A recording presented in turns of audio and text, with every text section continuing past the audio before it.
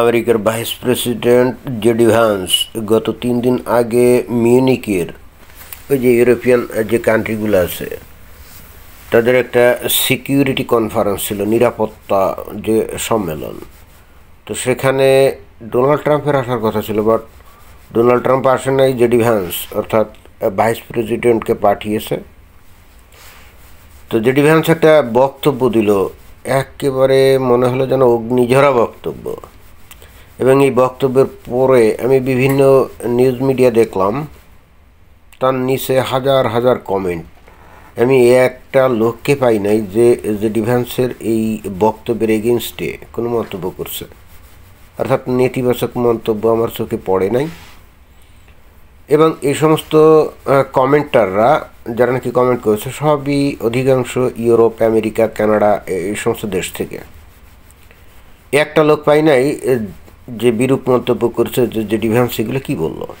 এখন প্রশ্ন হচ্ছে জেডি ভ্যান্স এমন কী বললো। এবং নট অনলি দ্যাট, সবচাইতে ইন্টারেস্টিং ব্যাপার হলো এই জেডি ভ্যান্সেরই বক্তব্য শোনার পরে যারা নাকি কমেন্ট করছে তারা প্রত্যেকেই এই ইউরোপিয়ান বিভিন্ন দেশের যে পলিটিক্যাল লিডার আছে না, তাদেরকে রীতিমতো গালিগালাজ করছে এবং বলছে এরা আসলে তাদের দেশকে ধ্বংস করে ফেলছে।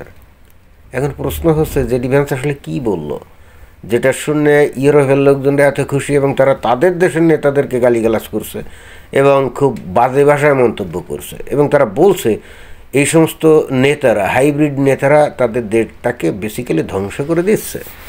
এবার আসা যাক আসলে জেডি ভ্যান্স কী বলছেন। জেডি ভ্যান্স দেখলাম যে সবচেয়ে বেশি গুরুত্ব দিল ডেমোক্রেটিক রাইট এবং ফ্রি স্পিচ, অর্থাৎ বাক স্বাধীনতা এবং গণতান্ত্রিক যে স্বাধীনতা, এইটার উপরে খুব বেশি গুরুত্ব দিল, বিশেষ করে বাক স্বাধীনতা। তার বক্তব্য হলো যে একজন লোক হয়তো তার বাক স্বাধীনতা ব্যবহার করবে, এটা অন্য লোকের পছন্দ নাও হতে পারে এবং অন্য লোকের হয়তো অনুভূতিতে সেটা আঘাতও লাগতে পারে, কিন্তু সেটা যদি যৌক্তিক হয়, অন্যের অনুভূতিতে আঘাত লাগলে সো হোয়াট। কেউ যদি কোনো যৌক্তিক কোনো বক্তব্য দেয়, সেটা অন্যের ধর্মীয় আদর্শ বা রাজনৈতিক আদর্শের অনুভূতিতে যদি আঘাত দেয়, এই জন্যে তার বাক স্বাধীনতাকে বন্ধ করে দিতে হবে, তাহলে তো হলো না। তাহলে তো তার মানে জেডি ভ্যান্সের বক্তব্য হলো তাহলে যারা নাকি নেতিবাচক অথবা ইভিল টাইপের বিশ্বাস বা দর্শন যারা অনুসরণ করে, তাহলে তো তারা জিতে গেল। এবং উদাহরণ দিতে গিয়ে এই জেডি ভ্যান্স কিন্তু বলল একটা কথা, যেমন কয়েকদিন আগে যে সুইডেনে কোনো এক খ্রিশ্চান লোক পড়াইছিল, কোরআন পড়াইছিল, এবং পরবর্তীতে দেখা গেল সেই ব্যক্তিটাকে কি করা হয়েছে, তার বিরুদ্ধে অভিযোগ আনা হয়েছে। এবং নট অনলি দ্যাট, এক আদালত থেকে তাকে বলে দেওয়া হয়েছে অন্য মানুষের ধর্মীয় অনুভূতিতে আঘাত দেয় এই ধরনের কোনো কর্মকাণ্ড করা উচিত না। কিন্তু কথা হচ্ছে জেডি ভ্যান্সের বক্তব্য হলো যে ওই যে লোকটা কোরআন পুড়িয়েছে ও তো দোকান থেকে গাইটের পয়সা খরচ করে ওই বইটা কিনছে, তো কিনে সে পোড়ালো নাকি কী করলো, এটা তো তার ব্যক্তিগত ব্যাপার, এটা তো তার স্বাধীনতা।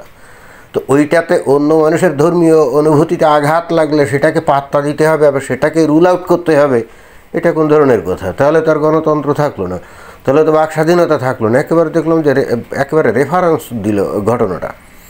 আমার কাছে যেটা মনে হলো জেডি ভ্যান্স আসলে বলতে চলে এইটাই, যে এই সুইডেন এটা তো একটা নন মুসলিম কান্ট্রি, মানে খ্রিস্টিয়ানদের দেশ, তাই না?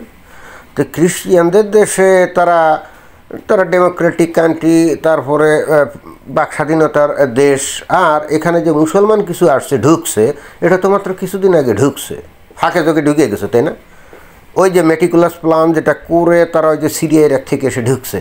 এখন তাহলে তাদের ধর্ম অনুভূতিতে আঘাত লাগবে এই ভয়ে সুইডেনের লোকজন বাক স্বাধীনতা এবং গণতান্ত্রিক অধিকার থেকে তারা মানে বঞ্চিত হবে, এবং সরকার আবার এই গণতান্ত্রিক অধিকার যদি কেউ প্রয়োগ করে, বাক স্বাধীনতাকে প্রয়োগ করে, তাকে ধরে নিয়ে আবার বিচার করবে, জেল হাজত দিবে, আবারও তাকে করে দিবে, সতর্ক করে দেবে। এটা কোন ধরনের কথা?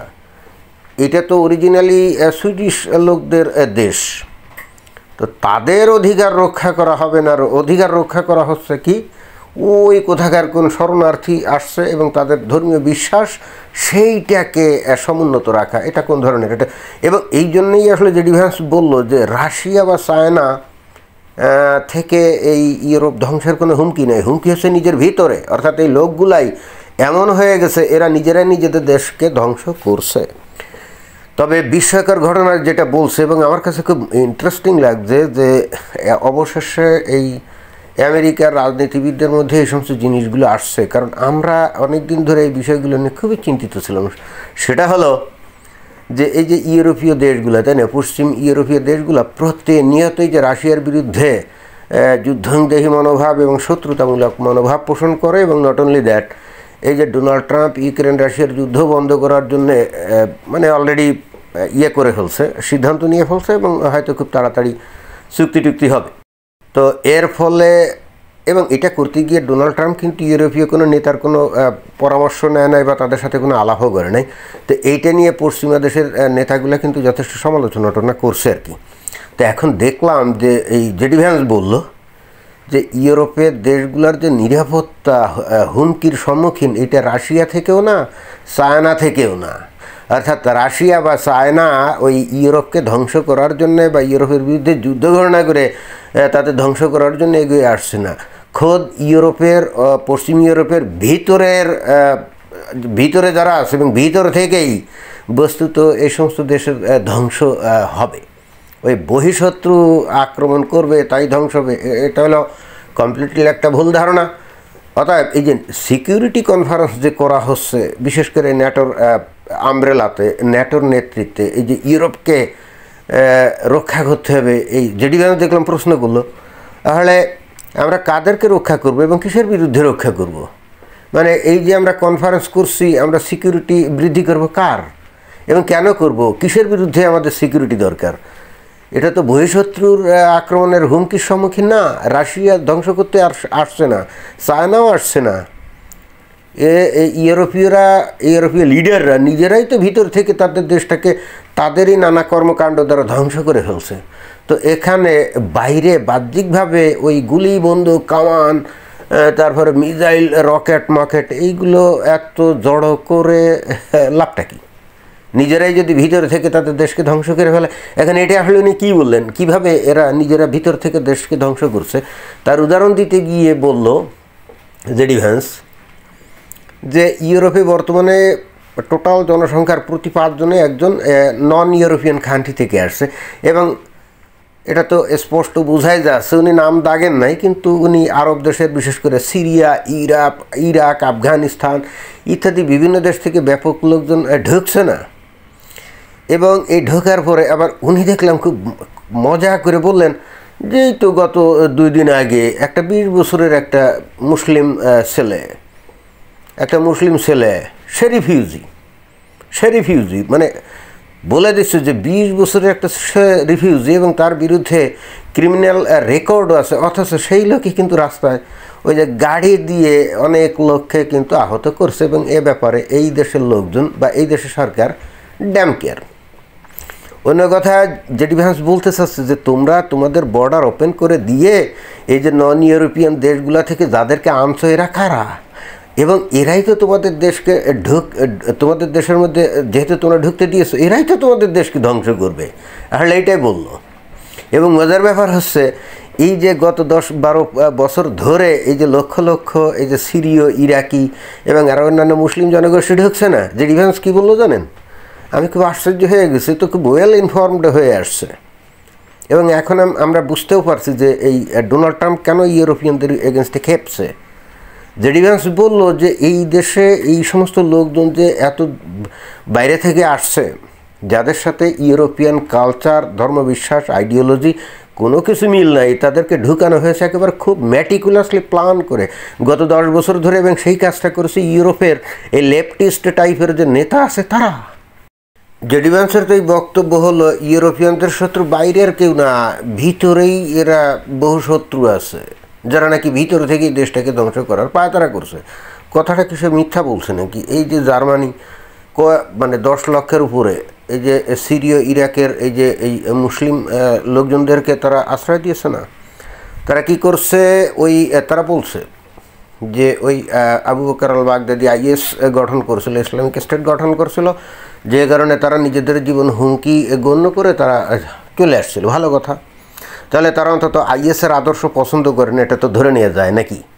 অথচ বিগত 9-10 বছর ধরে এই জার্মানিতে থাকার পরে যখন এদের হয়তো বৈধতা দিয়েছে থাকার কাজ করার, তখনই হাজারে হাজারে এরা দল বেঁধে রাস্তায় এসে এখন জার্মানিতে কি ইসলামী খালিফেত প্রতিষ্ঠা করতে চায়, শরিয়া বিধান কায়েম করতে চায়। আমরা কয়দিন আগে দেখছি না? এইটা আসলে কি নির্দেশ করে? তাহলে এরা কি সত্যিকারই আবু বকর আল বাগদাদির ভয়ে এই জার্মানিতে আসছে, নাকি প্ল্যান করে একটা অজুহাত তৈরি করে তারপরে দলে দলে এরা ওই ইউরোপে ঢুকছে?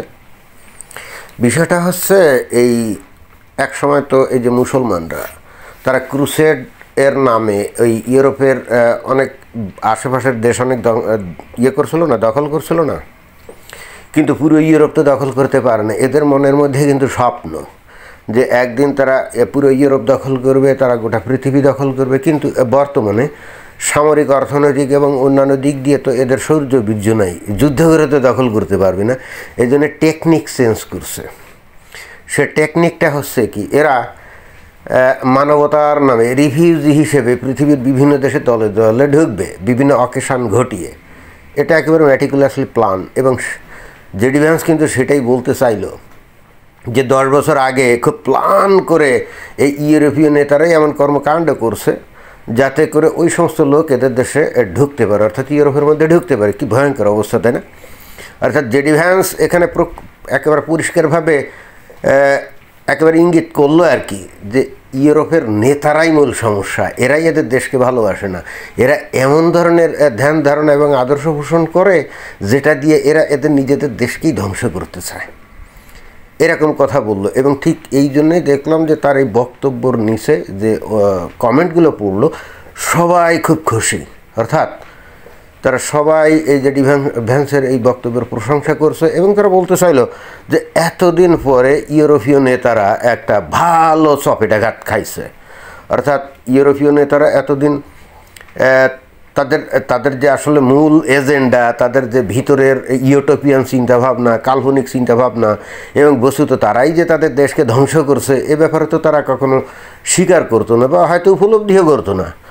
জেডি ভ্যান্স একেবারে চোখে আঙ্গুল দিয়ে দেখিয়ে গেল যে তোমরাই তোমাদের দেশকে ধ্বংস করছো। সুতরাং এখানে ন্যাটোর নাম করে আমেরিকা খামাখা এখানে বিলিয়ন ডলার খরচ করবে না, কারণ ওই রাশিয়ার থেকে তোমাদের উপরে আক্রমণ আসছে না, তোমরা নিজেরাই নিজেদের দেশকে ধ্বংস করার জন্য ভিতরে অলরেডি ফ্রাঙ্কেনস্টাইন পুষছো।